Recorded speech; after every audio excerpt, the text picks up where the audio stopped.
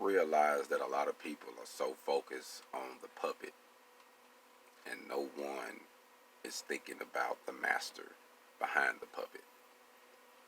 We don't even think about the puppet games anymore.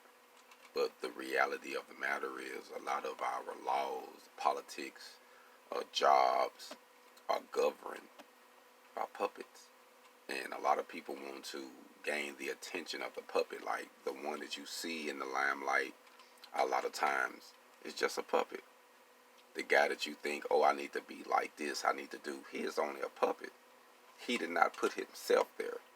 It's only a few of us who are really independent, who actually invested their money, pushed, learned, had to wear a few different hats in order to get this game the correct way. So, while you focusing on a puppet, you need to be focusing on the people behind the scene. Those are the masters. Those are the ones you need to want to meet.